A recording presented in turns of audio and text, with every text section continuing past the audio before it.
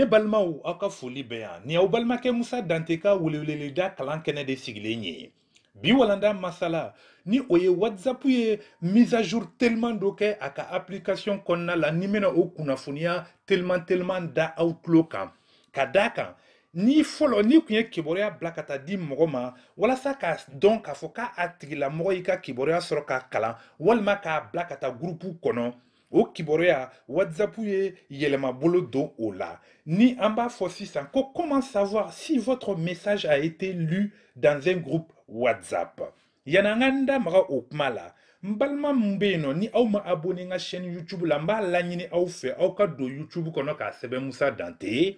o mana kɛ aw bɛ jigin ka na digi s'abonner ka clochette digi video nata kura ninnu a b'olu sɔrɔ ka olu lajɛ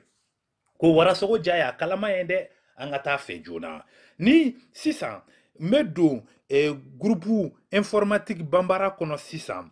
n'i ye kibaruya bila ka taa misaliya la video mun bilalen filɛ nin ye ka taa n'i bɛ fɛ k'a ɲɛdɔn k'a fɔ ko groupe kɔnɔ mɔgɔ minnu ye video in ye walima vocal in ye walima i ka message k'a bilalen ka taa k'a dɔn k'a fɔ ko u y'a sɔrɔ k'a kalan i b'a ale sugandi n'i b'i tɛgɛ diga k'a sugandi o la fɔlɔ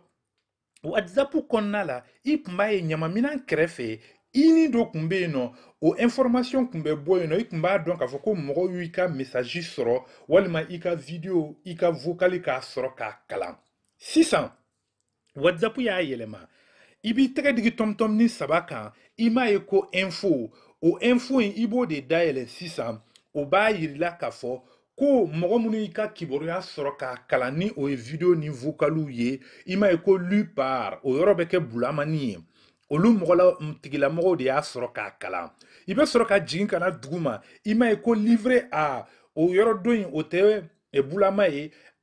kibaruya a laser'u ma dɛ mais u m'a dayɛlɛn fɔlɔ de k'a kalan o WhatsApp ye o mise à jour tellement de kɛ a ka application in kɔnɔna la n kun bɛ fɛ k'o kunnafoniya tellement da aw tulo kan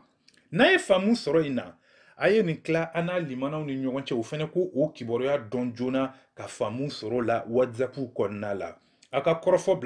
bila yɔrɔ bouton na n b'a aw jaabi n'ala sɔnna ma a k'an suit n ka réseaux sociaux kan ni o ye Facebook Twitter ani an ka réseaux sociaux belebele yɛrɛ ni o ye Lenali ye aw ka abonné n ka chaîne YouTube la aw kana ɲinɛ fɛnɛ k'a like dɛ o b'a ko ni tɔ timiya aw ni ce aw ka tulomajɔ ɲuman na